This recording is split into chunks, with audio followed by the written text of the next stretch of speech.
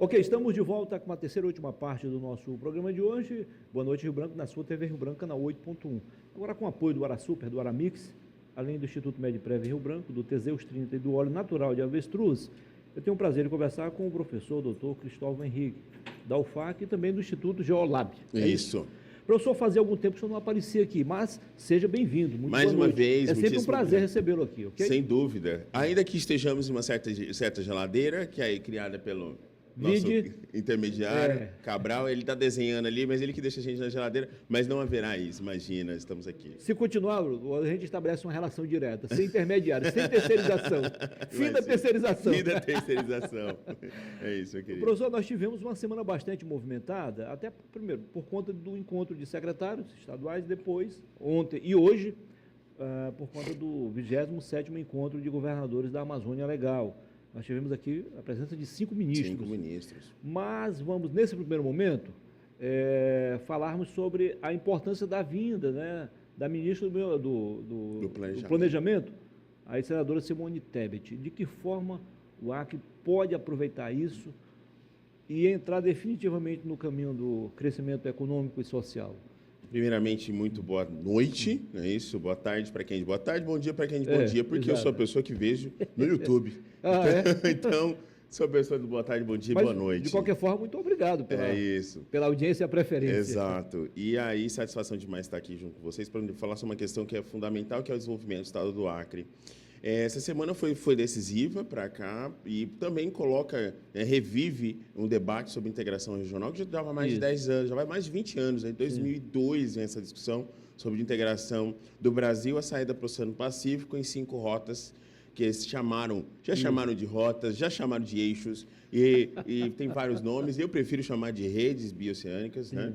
E aí a gente tem agora, né, um programa do governo federal que reassume o compromisso de encontrar essa saída para o Oceano Pacífico, resolvido aí em 5 rotas, que eles chamam.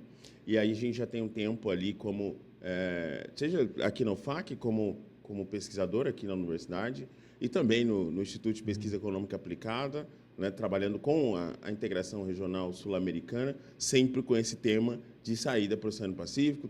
Eu tive também um tempo lá nos Estados Unidos, né, no BID, né, no Banco Interamericano de Desenvolvimento, tratando sobre essas questões, e sempre é esse debate, como se preparar e entender este ponto do território nacional como estratégico, né, e não como como fim de linha, como sempre foi tratado, mas sim como ponto estratégico. Isso. Nós temos aí, professor, algumas correntes. Uma delas dizendo que é possível a gente avançar sem a questão política, só com a questão técnica e empresarial. Outros acham que não, só quero saber da política.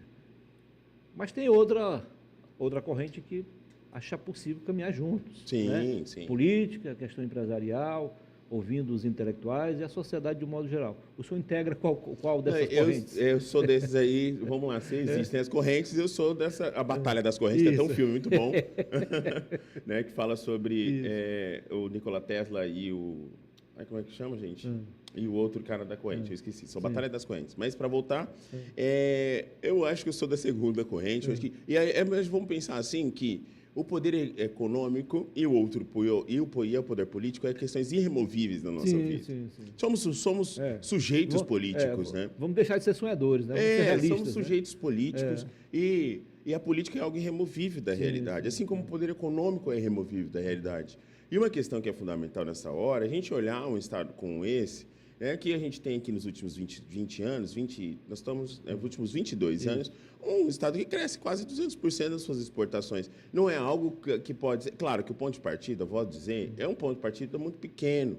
É ínfimo de onde a gente parte, né? Ainda há pouco eu ouvia vocês falando aqui sobre a questão da florestania, que havia uma política de Estado, né, uma política de governo, melhor dizendo, que teria ali essa questão da florestania. Então, eu acho que há a questão que a gente pode conjugar as duas forças, né? Entender que a bioeconomia é uma questão importante para o Estado, entender que o agronegócio é um fortalecedor. Buscar um ponto ali de equilíbrio. Exato, né? E uma questão fortalecedora do desenvolvimento. Não tem como a gente excluir dessa equação o agronegócio. É uma força vital da nossa economia brasileira e que a gente tem na fronteira agrícola, que o Estado do Acre faz parte.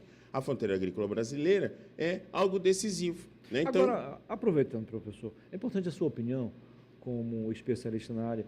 Há quem defenda o fortalecimento do agronegócio e diz o seguinte: não precisa mais derrubar nada para a gente fortalecer. É possível ou apenas um discurso? É possível. A gente precisa fazer 2 exercícios. O primeiro é separar o alhos e bugalhos. Né? Nós temos o primeiro, o agronegócio, aquele que é competitivo, que tem entrada nas principais cadeias produtivas globais do planeta, nos principais espaços de debate sobre a economia verde, sobre a descarbonização das cadeias produtivas globais, e aí depois separar o agronegócio.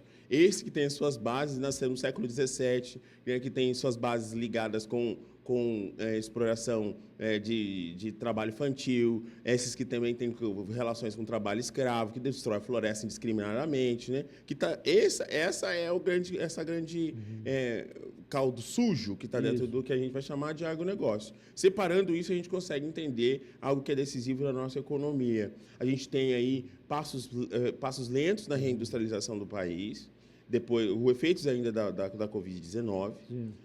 A Covid-19, depois a retomada, você tem um balanço nas cadeias produtivas globais por conta das instabilidades que você enxerga na Europa. Né? Então, você tem ali guerra da Ucrânia, a instabilidade no Oriente Médio, né? Todas essas questões que passam os principais fluxos globais. Por aqui? Claro, porque assim, tudo isso está nos principais fluxos de correntes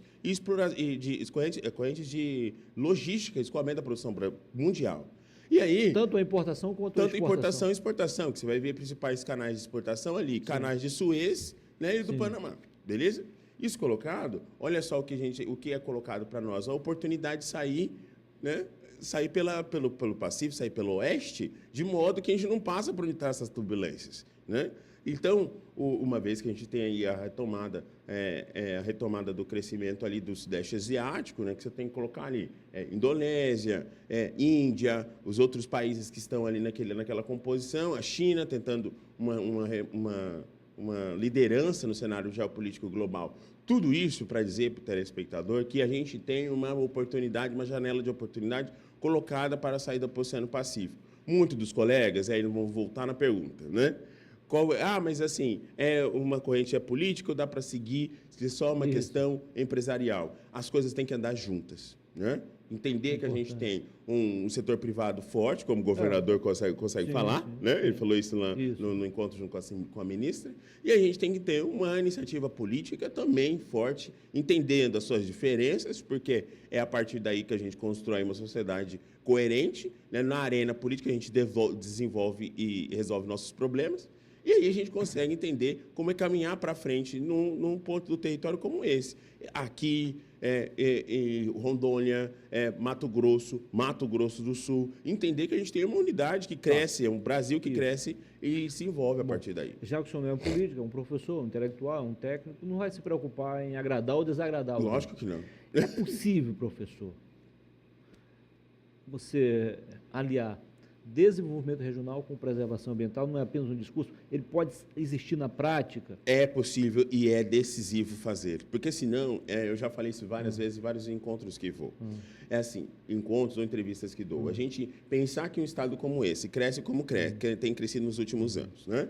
Que aí sai um pouco dessa celeuma, né? Celeuma não, desse escanteio que sempre viveu, né? O estado do Acre, quer queira ou quer não, sempre foi excluído da geografia regional brasileira, piada até porque nunca existiu, o Acre não existe, né? Então, se a gente tem agora a oportunidade de entender ele numa corrente e num contexto internacional que dá a oportunidade, é possível a gente equacionar essas diferenças que criaram aí no campo ideológico, porque no campo da vida mesmo, da pessoa que tem que viver e se desenvolver, essa discussão não existe. A gente tem que entrar em um consenso, entender que a bioeconomia, fatores que estão ligados a florestas, ela é importante, ponto. E fatores que estão ligados ao agronegócio também é importante. Até porque, Antônio, é uma questão que é decisiva, né? A floresta só tem valor de pé e se ela tiver valor de pé. Porque se ela tiver mais valor no chão, ela vai para o chão indiscriminadamente, né? Tá. Nós tivemos aí 20 anos de um governo de esquerda que tinha uma preservação mais voltada ao meio ambiente. No primeiro momento, o Jorge Viana tentou reorganizar, tal. O Tião Viana iniciou um processo de mais baseado no agronegócio, Sim. mas, digamos assim, com um lado também um toque industrial. Não deu muito certo, talvez, devido a algumas experiências. Não exitosas. Mas, pelo menos, tinha ali uma proposta. Sim. O atual governo, Gladys Cameli, focou mais no agronegócio, mas, pelo menos por enquanto, ao contrário do que falavam, ele está se preocupando, sim, com a questão ambiental. Sim, sim. Você acha que estamos, pelo menos, aí no caminho certo? É possível, porque senão não teria o interesse de 5 ministros, tá? Porque não haveria o interesse de fazerem conferências estaduais, né? De reunir os governadores da Amazônia Legal por aqui. Eu acho que sem delírio, sem muito proselitismo político, é capaz, sim, de você encontrar uma equação possível dentro do campo do desenvolvimento. É evidente que a gente tem que encontrar ali a equação necessária, né, com a parcimônia de desenhar política pública. A gente desenha política pública, né, e tem debate, desenha e analisa a política pública a partir do que eu estou chamando de performance geoeconômica, né? E explico que é a capacidade da gente se desenvolver, atingir desenvolvimento sem destruir o ecossistema. Porque se a gente destrói o ecossistema, você entra com um conjunto de problemas, que eu já falei alguma vez aqui para você, que o sistema natureza é implacável quando ele vem para o nosso lado. Né? Quando ele vem para o nosso lado. Estão aí, né? Exatamente, recorrentes. Né? É mais ou menos esse caminho. E aí, quando a gente entendendo o meio ambiente como uma peça-chave dessa equação do desenvolvimento, a gente vai entender isso que a gente está chamando de performance geoeconômica. Claro que a gente não vai fazer aquele exercício de falar assim, vamos salvar o meio ambiente, bater a palma para o sol e relegar as pessoas para o subdesemprego, para a pobreza extrema. Tem questões que nós estamos associadas aí, que é a questão de Bolsa Família, questões que estão associadas à má qualificação da mão de obra, né? Então, tudo isso entra nessa equação do desenvolvimento econômico, integração regional. Não adianta a gente ficar pensando em integração regional olhando só aqui Rio Branco. Tem que olhar lá Sena Madureira, Capixaba, Tarauacá, o Vale do Juruá, né? Todos esses municípios que fazem parte dessa equação e desse estado e dentro desse caminho de atingir o Oceano Pacífico. Porque senão, se a gente ficar falando que vamos salvar a floresta, vai entrar no paradoxo geoeconômico. O que é esse paradoxo geoeconômico? Vai chegar um momento, se a gente recupera toda a cobertura vegetal, e você esqueceu que quando a gente recupera toda a cobertura vegetal, você impede de a gente criar linhões de transmissão, rede de energia. Chegando onde eu queria. Infelizmente, ainda bem que está mudando esse discurso, mas se preocupavam muito na preservação ambiental, só com o meio ambiente. Esqueciam de quem mora aqui. Exato. A Amazônia tem quase 30 milhões de pessoas que precisam de saúde, emprego, educação, precisam de motivos para continuar sonhando com um novo amanhecer, um novo dia. Ainda bem que esse discurso está mudando, né? Sim. Então, havendo um equilíbrio aí, né? Sem dúvida, porque é o que eu estou dizendo para você, Antônio, e aí um debate equilibrado, inteligente, passa por essa chave dessa sua indagação. Que é, por exemplo, não adianta a gente ficar falando, existe muito essa questão, falando sobre os atores extra-regionais, parece uma conspiração, mas ela não é uma conspiração. Existem atores regionais e atores extra-regionais. Extra-regionais, para o telespectador saber, é que estão fora daqui, né? Estão lá em Curitiba, estão em São Paulo, estão em Dublin, estão na Europa, cuidando da Amazônia, né? Vão salvar as girafas e os elefantes da Amazônia. É esse absurdo mesmo que surge por aí, né? Como se tivesse girafas e elefantes por aqui, né? E aí, por isso que eu estou debatendo em torno de um paradoxo geoeconômico, ou seja, você recupera toda a cobertura vegetal e aí você não tem cobertura de internet, saneamento básico, linhões de transmissão. Veja, o estado do Acre só tem um linhão de transmissão e foi conectado ainda há pouco no restante do grid nacional. O Roraima não está conectado no grid nacional. Tanto que viveu momentos de apagão, exatamente. E agora você veja, são todos os estados amazônicos. Né? Você vê, e aí é isso que a agenda, né, que é debatida em torno da integração regional sul-americana propõe. Saídas alternativas e terrestres para acesso ao Oceano Pacífico, né, para a gente poder falar de Xangai a Chancai. Né? Chancai está aqui aos pés do Oceano Pacífico, ali do lado peruano. E agora a gente tem que começar a entender a partir daí. Se existe a Amazônia, existe a Amazônia das pessoas que vivem aqui. E a partir disso, a força política, e aí o embate político no terreno, para a gente poder entender com dados, e é com dados que a gente tira opiniões, claro. Não é também baseado nos nossos delírios. Né? O professor, existe há alguns anos o Fundo Empresarial. Né? Sim. Aliás, o Fórum. Empresarial. De que forma os nossos intelectuais das universidades, e aqui representando a UFAC, de que forma eles podem ajudar tanto os empresários quanto os políticos a encontrar o melhor caminho, a melhor alternativa, mais viável e que dê respostas mais imediatas. Execuíveis também, execuíveis, né? É uma questão que é importante. Não adianta só ficar sonhando. Exato. Eu estive junto com o Fórum, né? Um abraço ali para o pessoal, o presidente, na pessoa, o Adriano Ribeiro, né? O presidente da Federação das Indústrias, um abraço para ele. Eu acho que as iniciativas do terceiro setor são fundamentais nessa hora. A universidade é fundamental nessa hora da gente entender e também olhar, né, com um pé na realidade. Né? O pé na realidade, quando eu digo para a universidade brasileira, é que ela está ainda muito atrasada. Não estou dizendo da UFAC, né? Estou dizendo em relação à universidade brasileira. Ela ainda está com os pés arraigados lá no 1970. Isso não é uma constatação minha, sempre gosto de deixar isso bem claro, que é uma constatação da Organização Mundial do Comércio, né? A OCDE também, a Organização de Cooperação para o Desenvolvimento, que coloca as universidades brasileiras atrasadas no que diz respeito à inovação, ciência e tecnologia, né? Porque ainda tem ali uma hiperdependência do Estado, que não vê que a gente precisa sair da nossa redoma, né? E encontrar a realidade tal como ela é. A realidade tal como ela exige empenho para a gente poder entender, empenho e tradução também para aquela questão. Quando eu falo tradução, é entender, falar a palavra do político, entender aqui, porque ele precisa traduzir aquele muito, o facultês, né? O politiquês. Para dentro do politiquês, para a gente poder traduzir isso como política pública, né? E saber parametrizar, entender quais são os problemas que estão colocados ali para as enchentes, né? Qual é o problema que a gente vai ter com uma formação de mão de obra, porque entender que a gente forma ali, beleza, a gente tem a universidade para formação de mão de obra, são 4 anos para formar um engenheiro. Até lá, para formar um engenheiro civil, a gente vai ficar 4 anos com enchentes aqui, né? Entender sem uma saída palatável para isso. Então, é capaz a gente entender a iniciativa privada, entender a iniciativa intelectual, evidentemente, entender esses atores extra-regionais dentro de uma equação que a gente está falando. É difícil fazer isso, hein? Porque entender uma equação que a gente está falando... Porque envolve interesses também. Interesses também, mas é impossível que a gente não consiga entender que a pobreza e a extrema pobreza, o esquecimento, custa caro a cada 12 meses, vamos dizer assim, né? A cada 12 meses a gente vem ali, a enchente, a gente vê como é difícil para a vida das pessoas. Né? E não é só a cada 12 meses, mas todos os dias é difícil para cada uma dessas pessoas que vivem aqui. E nós estamos aí com a possibilidade real de mais investimentos por meio do Fundo Amazônia. Sim. Como é que o senhor vê tudo isso?